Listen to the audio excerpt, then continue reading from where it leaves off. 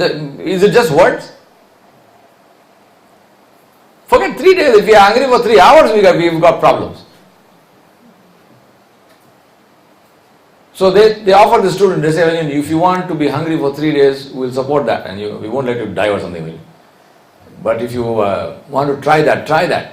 Just be hungry for 3 days. Don't eat anything for 3 days. Nothing will happen, believe me. Nothing will happen. Even the hunger will go. After the first day, you won't even feel hungry because your stomach will shrink and that's it. You drink water, you're fine. If you got some zamzam, that's even better. Abu Dharr Ghifari radiallahu anhu, first when he came to Makkah, he said, I wanted to meet Muhammad sallallahu alaihi wasallam. His brother first came to Makkah and he wanted to meet, he saw who Rasulullah sallallahu alaihi wasallam was and so on, so went back and reported to Abu Dharr Ghifari radiallahu anhu, and so Abu Dharr Ghifari said, I went to meet Rasulullah sallallahu alaihi wasallam. So when he came to Makkah, he came from his tribe of Ghifar. Now he did not know Rasulullah sallallahu alaihi wasallam by face. So he said, I didn't know who Muhammad sallallahu alaihi wasallam was. I was afraid to ask people because if I ask them, I don't know what will happen and so on. So he said, I just stayed in the haram. I stayed around the Kaaba. I was a stranger. I had no money. So he said for a month, 1 month, he said, I ate no food and I drank only Zamzam. And guess what? He said, I put on weight. He said, I gained weight until my belly, he said it sort of got folded over my izar, my waist. Can you imagine? He said, I put on weight. He was only drinking Zamzam for the whole month. Abu Dharr Ghifari was a very powerful man, he was a very strong man, he was a very tough man. In the Tabuk campaign, Abu Dharr Ghifari radiallahu anhu was, Rasulullah sallallahu alaihi wasallam went and they were going first day or something. He said, where is Abu Dharr? And somebody says, maybe he didn't come. So Rasulullah sallallahu alaihi wasallam didn't like that answer, he kept quiet.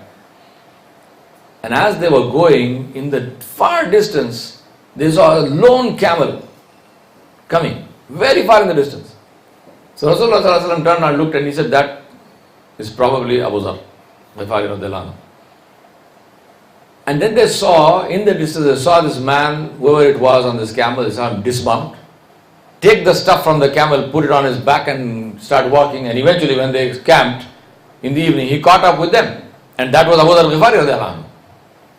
So they said to him, what happened to you? He said, my camel is weak, so I got sick of this slow camel, so I just let the camel go. I took the stuff on my back and I walked. Can you imagine? He's walking in the desert with the camel saddle and his stuff on his back. He said, I'm coming up to meet Rasulullah. He caught up with the army. He was a tough man. Now imagine, now why do we have these stories? So we learn something and we put this into practice in our lives. Not just for the entertainment value of the stories, oh nice story. No. And that's the question I want to ask you, that excitement, what is excitement? Fear that has an happy ending. So what do you find exciting in your life? I'm sure there are exciting things in your life, right? So what are they? It doesn't always have to be physical fear. You don't say, I do bungee jumping or something. So no, it's not bungee jumping. Physical fear is not the only way of excitement. It can be challenges, intellectual challenges, business challenges. What are the excitement things in your life? I want you to please make a note of that. Write them down. And if you can't think of anything, then get a life. I mean, what kind of life is that? Nothing exciting. Right? And that's the question. What excites you?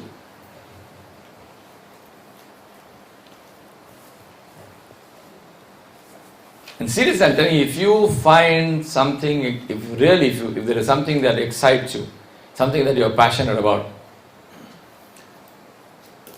then that will keep you going, it will keep you alive, it will keep you mentally in one place, and it will keep you going literally till the day Allah subhanahu wa ta'ala wants you back.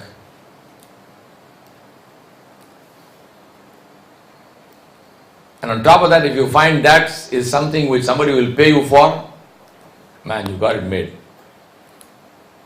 You got a career of doing something which you would probably pay to do, And instead of that, Allah subhanahu wa ta'ala has made that a source of your rizq. Somebody is paying you to do what you love to do anyway. That's brilliant. So you want to think about that? Yes or no?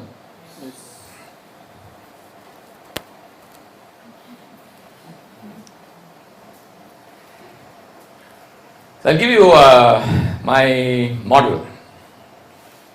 Again, to prove to you I went to business school. They teach you to draw triangles and circles. Yeah, that's what business schools teach.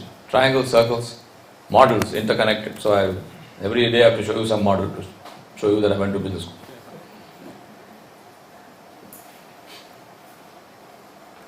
It's a series of steps. The first one of that being faith. And what do we mean by faith?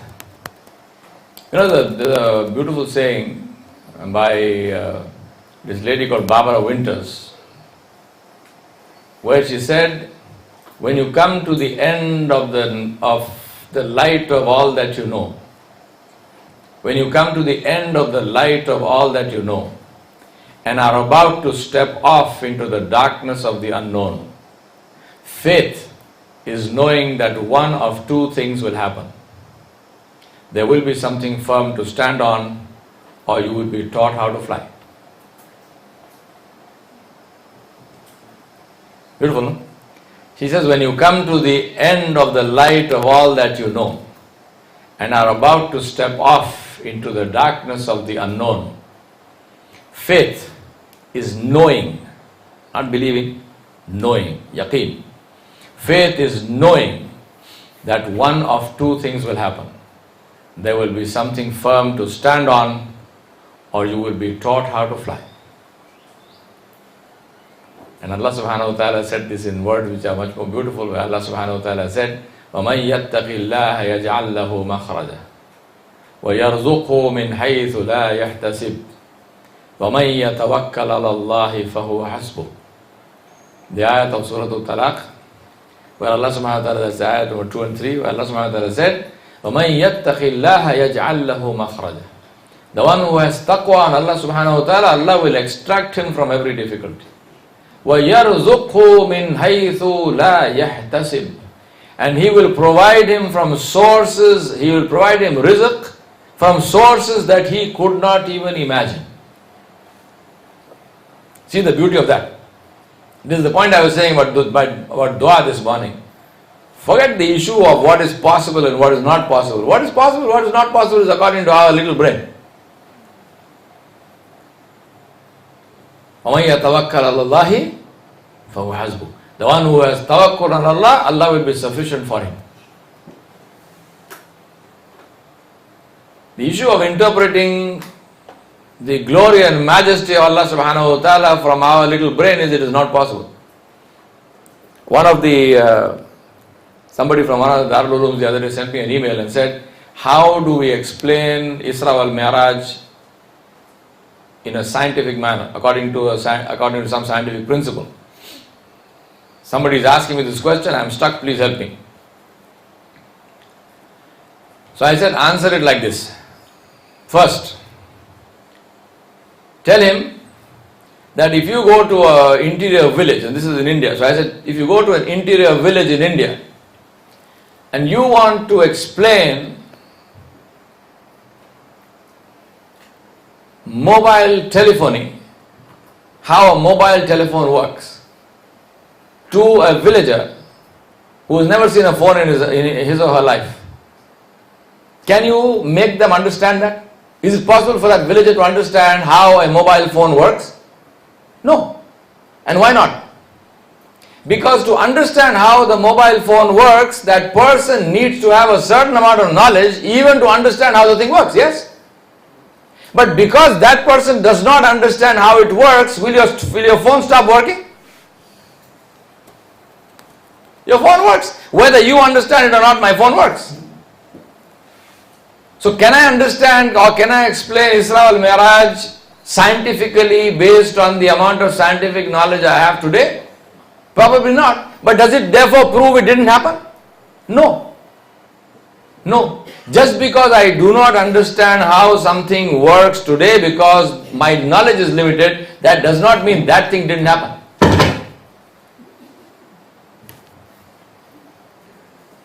I am electrified or something. So that's the first one. And I said second one, to give you a scientific answer for that. The scientific answer lies in multidimensional physics. And this is also for you guys. For those of you who are interested, read a book by a guy called Michio Kaku. The name of the book is Hyperspace. Michio Kaku, Michiokaku, 2 words. I didn't even do that.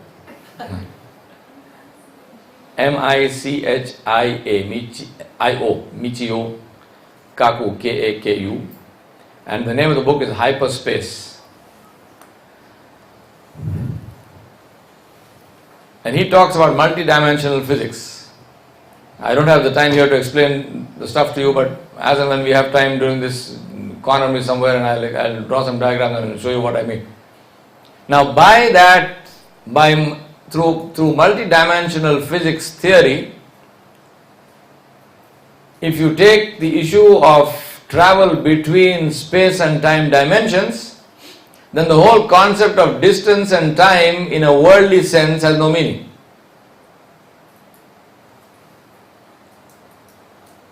So theoretically we understand how it could have happened, but in practice we cannot replicate it because the amount of energy that is needed for a person to go from this dimension to that dimension, we have no means of producing this energy. So we know it can be done, but we can't do it.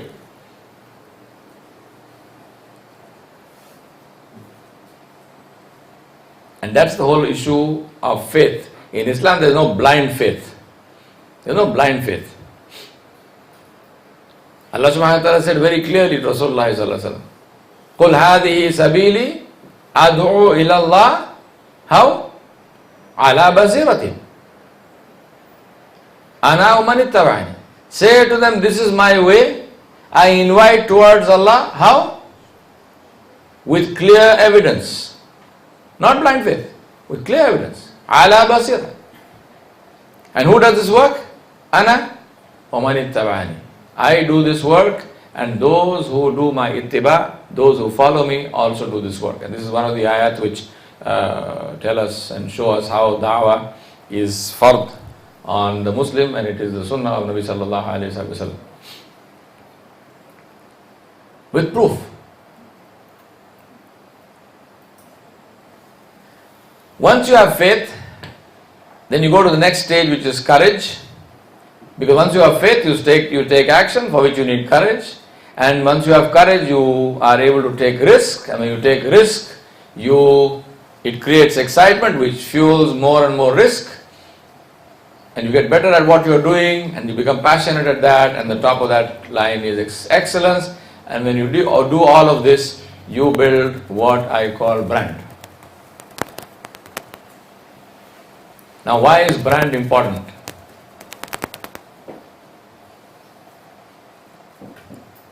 That's the explanation which I just gave you. Why is brand important? Exactly. It creates loyalty. How many of you go and buy toothpaste in the department store? How many of you buy toothpaste? You buy toothpaste? No. What do you buy? You buy Colgate. Or you buy Pepsodent. Or you buy Signal. Do you buy toothpaste? If you go to the shop and say, can I have toothpaste? What is it going to tell you? Which one?